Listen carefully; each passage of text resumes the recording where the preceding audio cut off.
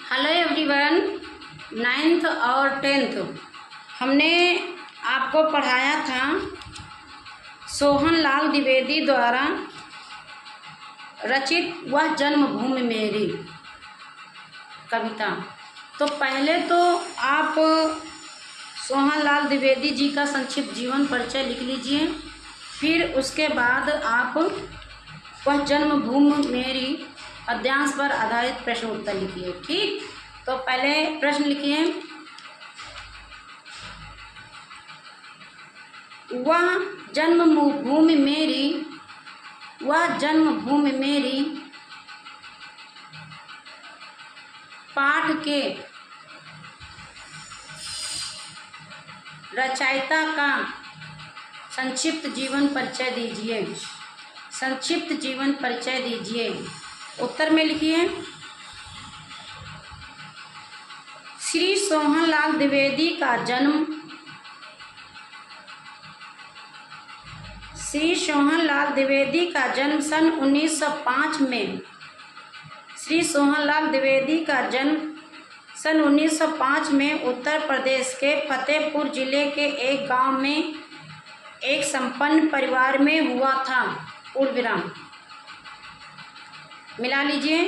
श्री सोहनलाल द्विवेदी का जन्म सन 1905 में उत्तर प्रदेश के फतेहपुर जिले के एक गांव में एक संपन्न परिवार में हुआ था। पूर्ण विराम 1938 से 1942 तक ये दैनिक राष्ट्रीय पत्र अधिकार का लखनऊ से संपादन करते रहे।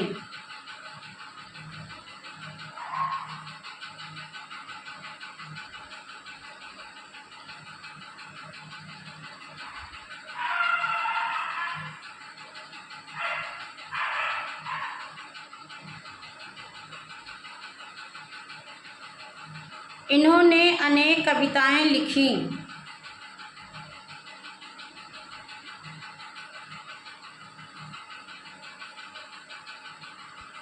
दूध बतासा,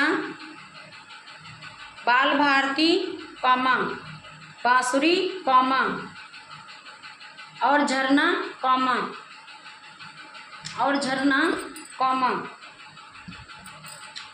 झरना कौमा।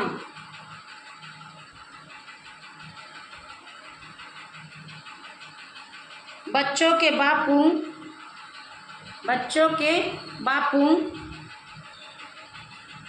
शिशु भारती, हंसो हंसाओ, चाचा नेहरू। इनके बाल उपयोगी काव्य रचनाएं हैं।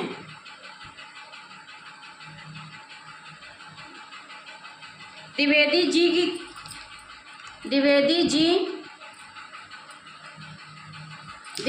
जी के काव्य में गांधीवाद, राष्ट्रीय जागरण, स्वदेश अभिमान, भारत की गरिमा पूर्ण संस्कृति, ग्राम सुधार, हरिजन उद्धार और सामाजिक सुधार का स्वर मुखरित हुआ है। पूर्ण विराम। द्विवेदी जी की भाषा सरल तथा ओजपूर्ण है। द्विवेदी जी की भाषा सरल तथा ओजपूर्ण है। 1988 में इनका निधन हो गया था। 1988 में इनका निधन हो गया था।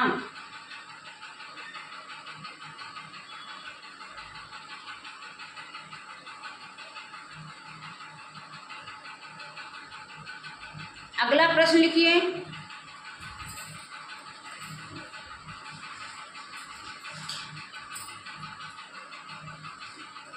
वह जन्मभूमि मेरी, अगला प्रश्न है, वह जन्मभूमि मेरी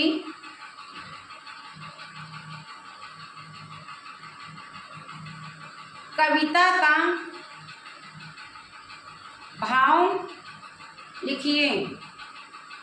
कविता का भाव लिखिए। उत्तर में लिखिए। वह जन्मभूमि मेरी कविता का भाव इस प्रकार है।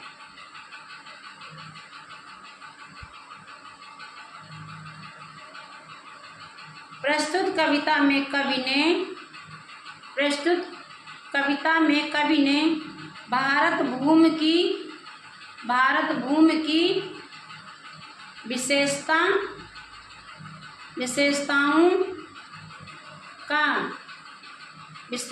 का गुणगान किया है। भारत के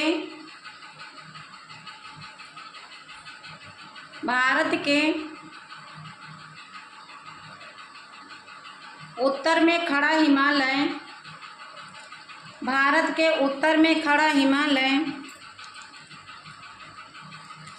हिमालय पर्वत,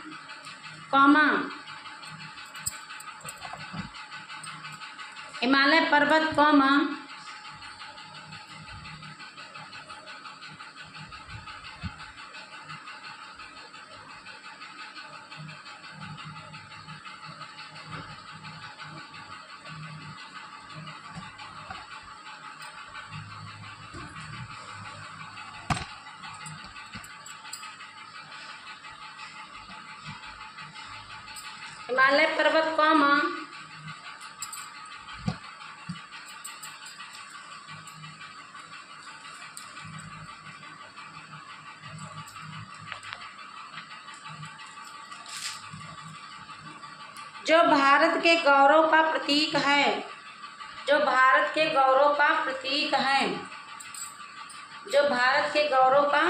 प्रतीक है। दक्षिण में स्थित हिंद महासागर भारत माँ के चरणों को स्पर्श करके मानो अपने सौभाग्य पर इतरा रहा हो। इस देश में गंगा यमुना और सरस्वती जैसी पवित्र नदियों का अनोखा संगम है। पूर्वविराम। आगे नई लाइन से लिखिए।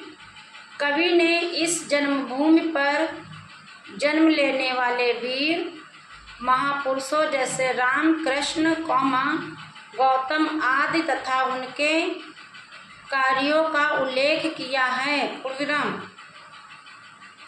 यहाँ अनेक धर्मों की स्थापना हुई है, जिससे मनुष्य को एक नई जीवन दृष्टि मिली।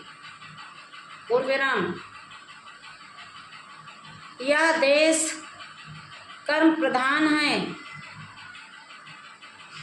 यह वह मातृभूमि है जो सदैव कर्म और धर्म के मार्ग पर चलने की प्रेरणा देती है। पूर्वविराम। कवि कहते हैं कि यह भारत भूमि ऐसी भूमि है जो शांति और अहिंसा की वाहक है। पूर्वविराम। कवि ने भारत को अनेक नामों से संबोधित किया है, जैसे जन्मभूमि, पुण्यभूमि, युद्ध भूमि, धर्म भूमि, कर्म भूमि, स्वर्ण भूमि आदि अनेक नामों से संबोधित किया है। Complete everyone. ठीक। तो ये आपका दूसरा प्रश्न हुआ। तीसरा प्रश्न आप लिखिए।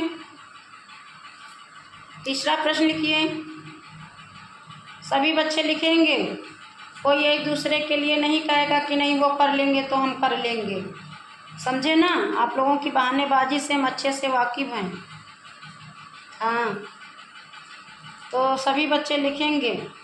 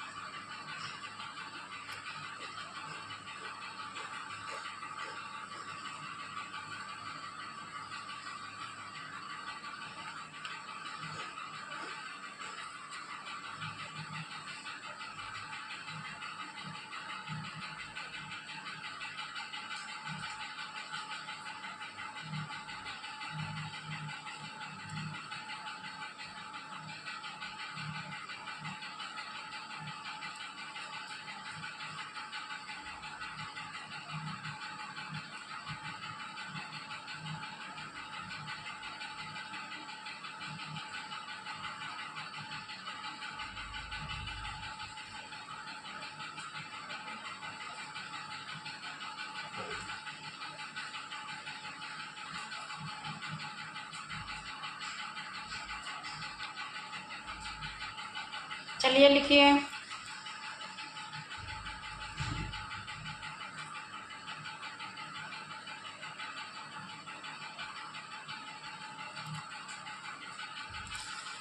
एक मिनट बेटा, थोड़ा सा चेक कर लेते हैं ना, मिस्टेक भी हो सकता है ना, इसलिए।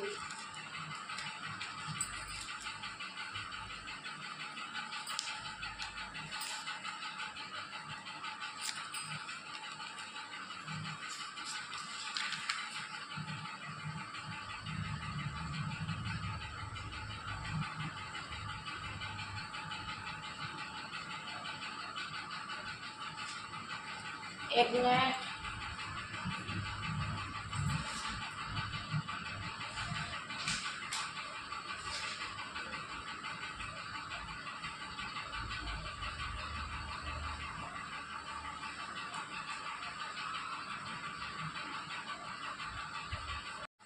तीसरा प्रश्न देखिए क्लास।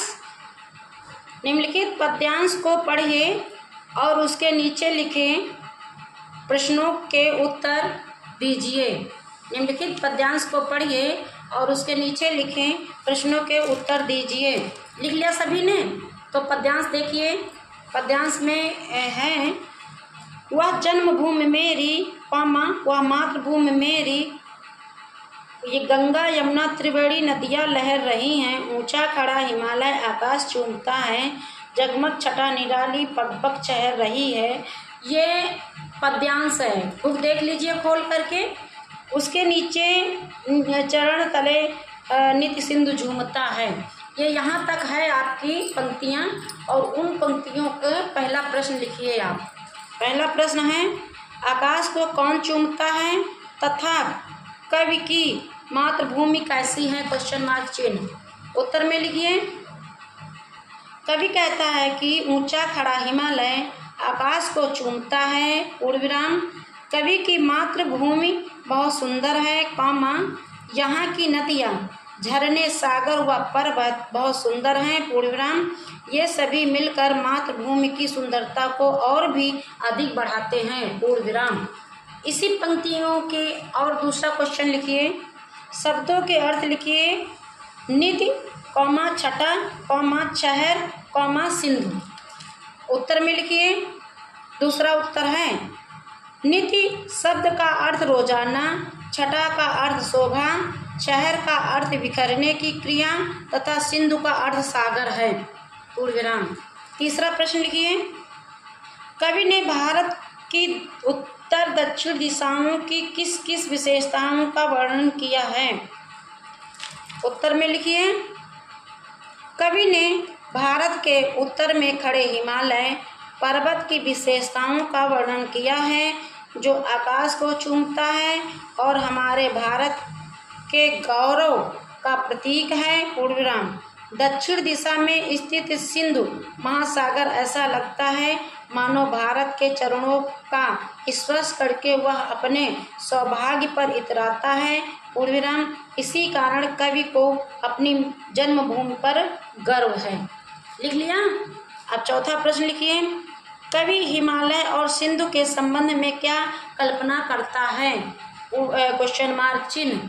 कवि हिमालय और सिंधु के संबंध में क्या कल्पना करता है? क्वेश्चन मार्क चिन्ह। उत्तर में लिखें।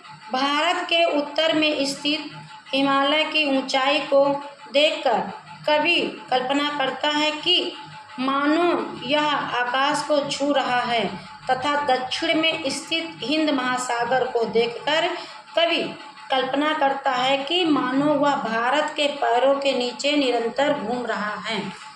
तो अगला इसका है प्रश्न। अगला प्रश्न है इसका, लिख लीजिए सभी बच्चे, फटाफट लिखिएगा, ठीक ना? तो निम्नलिखित अगला प्रश्न है, निम्नलिखित पद्यांश को पढ़िए और उसके नीचे लिखे प्रश्नों के उत्तर दीजिए, ठीक? तो लिखिए। वह जन्मभूमि मेरी, वह मातृभूमि मेरी, जन्मे जहाँ थे रघुपत, जन्मी जहाँ थी सीता, श्री कृष्ण ने सुनाई बंसी पुनीत गीता। गौतम ने जन्म लेकर जिसका सुयश बढ़ाया, जग को दया दिखाई, जग को दिया दिखाया। या वह युद्ध भूमि मेरी, वह बुद्ध भूमि मेरी, वह जन्म भूमि मेरी, वह मातृभूमि मेरी। यहाँ तक है, ठीक ना पंक्तियाँ। तो आप क्या करोगे, आप सारे बच्चे फटाफट लिख लो और एग्ज़ाम के लिए रेडी हो जाओ। तो पहला प्रश्न लिखिए इसका। कवि ने प्रस्तुत पंक्तियों में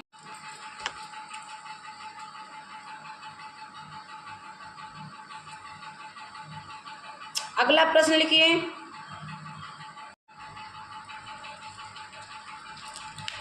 अगला प्रश्न लिखिए।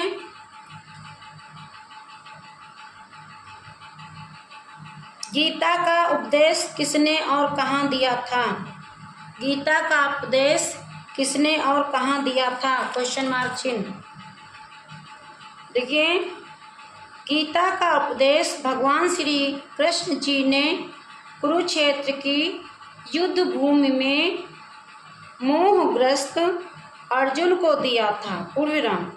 उपदेश देकर उनके मोह को दूर किया और उन्हें युद्ध करने हेतु युद्ध की ओर प्रवृत्त किया।